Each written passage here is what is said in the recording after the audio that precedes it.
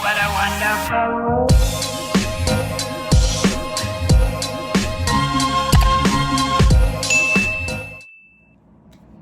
Hey guys, it's Catherine, and this week's video is gonna be the mid-year book tag, I believe it's called.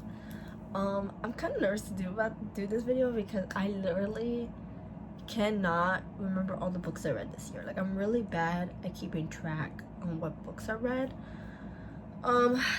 So yeah, I'm gonna try to do this the best to my ability. Also, some of the questions I don't really know how to answer, and you'll see. But yeah, let's just get into this video. I have them written down here in my Stitch notebook. So the first question is best book you read so far in 2026. See, this one's a hard question because there hasn't been a book that I'm like, oh my god, that was the best book I've read so far. But all the books that I've read, I've liked them. They haven't been bad. They've been good. I haven't had to like DNF it or anything like that. So the only one that I could like pinpoint that I was like, okay, this is not a series, it's just one book and I liked it, was the Shutout. For the longest time I was saying fucking Shout Out until I actually like paid attention to the word, and it literally says shut out. So yeah, I don't know, I really like this book. I'm pretty sure I read it this year. I think, again, I kind of like lose track of what books I read this year and last year because they kind of blend in together. But yeah, this book was really good. I highly recommend it. It's a cute like romance book. I love the sprayed edges. It's like really good. So basically what it's about is this girl, she moves in with her brother and his like teammates because like they're in college, and she knows one of his teammates because they had like a one night stand type of vibe. And yeah. And it's a romance book, so you already know what will be going on. But yeah, it's really, I also really like this author as well. She does really good books. She did Offside. I love that book as well. It's like a hockey book. So yeah. So next question is worst book you've read so far in 2026. So I don't really have a book, like I just said. Like, this is where I said in the intro where some of the questions I don't really know how to answer because I haven't had a horrible book I read this year. I haven't. Last year, sure. This year I have not had a book where I'm like, this was horrible. Like, what even was going on here? So yeah, I can't answer this question because I don't have a book that I disliked that I read this year, because again, they were all pretty good. So yeah, I don't know. I don't know. Anyways, question is best sequel you read so far. Shatter Me. The Shatter Me series. I finally read it and it was so good. Now granted, I haven't read all of them, like the most recent ones that she has come out with. I have not read them. But the whole like Shatter Me series that comes in like the book set, I read every single one of them. I probably would say my least favorite in the series would probably be the first one, the Shatter Me.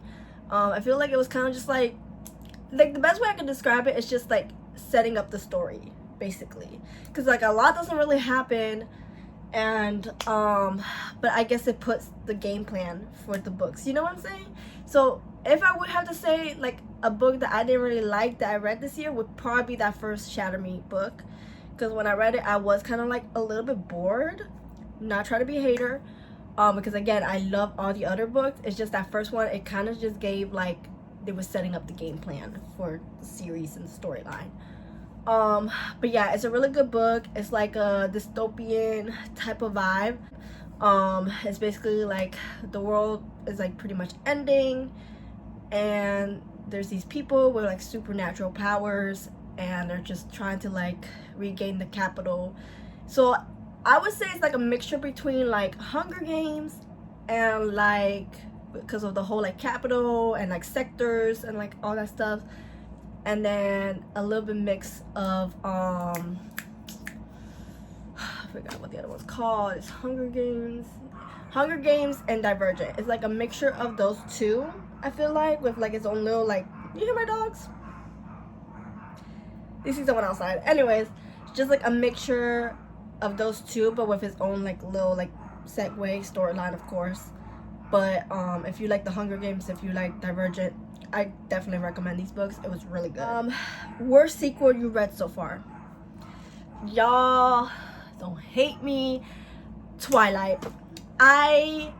Twilight was so hard to read. I mean, I probably took like a month and a half to read the whole book series. It's just Bella was getting annoying. Edward, it was literally just repetitive. It was just the same thing over and over again. Edward being like, I can't be with her. Bella just doing the most. Like I don't get me wrong, I love the movies. I love the Twilight movies. I'm a big Robert Pattinson fan. Like I love, like, you know, but it's just the books. It's just the same thing over and over again. People are gonna think this is crazy, but I think my favorite book from the whole Twilight series was literally Edward's point of view. I think that's the only one that was like, okay, like I'm reading a little bit faster, and Breaking Dawn. All the other three, New Moon I read it kind of fast because I like the storyline between Bella and Jacob. And then, to be honest, I probably would choose Jacob in the books because I actually like Bella with Jacob. Like, she actually wasn't fucking annoying when she was with Jacob. Just saying. But yeah, that would probably be like my worst book series, which sucks. But yeah, that was probably the worst one I read this year. Number 5 is new release you want to read. Let me grab the book. Hold on. The new book that came out that I want to read it, I just haven't gone to it yet, is Holly Jackson, Not Quite Dead Yet. This is the girl that made A Good Girl's Guide to Murder, the reappearance of Rachel Price. She is such a good author.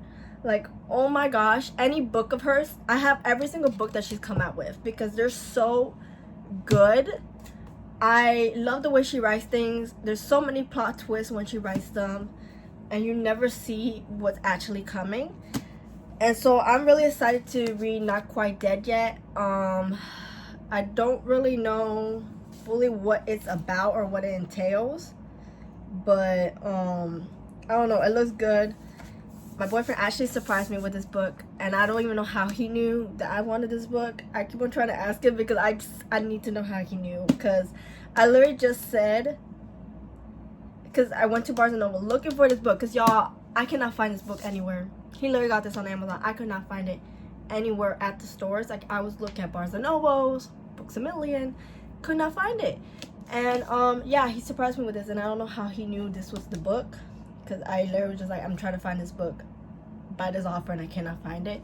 So I don't know how he knew it was this one, but yeah. Most anticipated books coming out this year. Y'all, you're gonna hate me. I'm not like, I'm into books, right? But I don't know what books be coming out. Like, I didn't even know that one was coming out. So I never really know what's coming out until it actually comes out. Because I don't really follow authors like that to like know, you know, what books are coming out and stuff like that. So I don't really know what's coming out. Something that I'm kind of like anticipating, I don't know if it's actually being in the works, I don't know, but it's just the Binding 13 or the Tommen series, like any of those books that are supposed to come out. I don't even know if they're being written, I don't know, but anything from that author, like, I'm waiting for, and I will and I will be there the moment it comes out. So yeah, so that's, yeah, I don't know anything that's coming out or anticipating for it to come out. So yeah. Number 7 is biggest surprise of the year. Biggest surprise of the year, probably in this book. You won't believe me. It has a huge ass plot twist at the end that I was not anticipating, because I thought the plot twist was already the plot twist, and then they added another one last minute into the book, and I was like, excuse me, what? I am gonna do a video talking about this book, but yeah, it was probably the biggest surprise of the year. So yeah, and that, or in the Shatter Me series, the last book, was kind of like surprised by that too. Favorite author of the year, probably Mafi from the Shatter Me, or Chloe Walsh from the Binding series or Tommen series or whatever. They're probably my favorite authors of this year, cause yeah, and they're both becoming movies and TV shows. So yeah, newest fictional crush, that would probably be Warren from Shadow Me. It would probably be him. Yeah. Next question is number 10 is book that made you cry. Now, I haven't had a book that I've cried yet this year, like actual tears coming out of my eyes, but a book that made me like so sad and so pissed the fuck off and like just like baffled really, and like I didn't know how to like I had to set the book down because I was just like, bitch, I can't fucking do this right now. I need to take a break. Was Releasing 10 by Chloe Walsh. This is Lizzie's storyline in the series.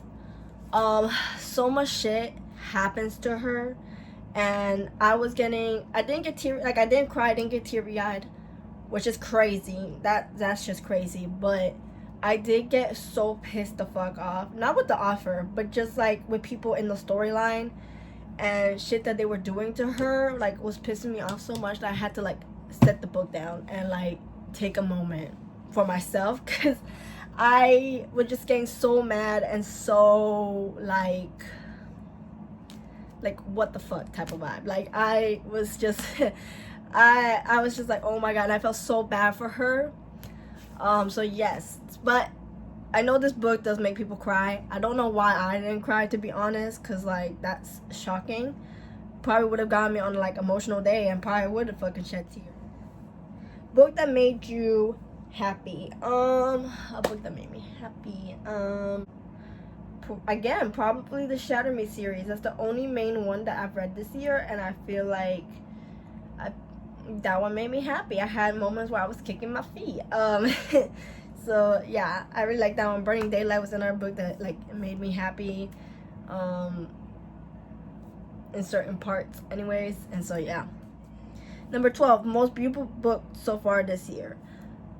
The most beautiful books so far this year will probably be Burning Daylight. I mean, that book is so beautiful. Let me go grab it to show y'all. Hold on. Like, look how beautiful that is.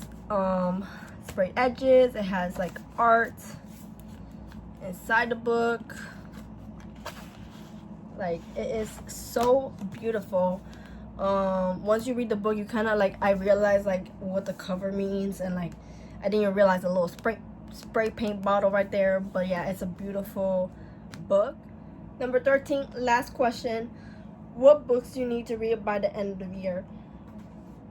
Guys, I literally don't know.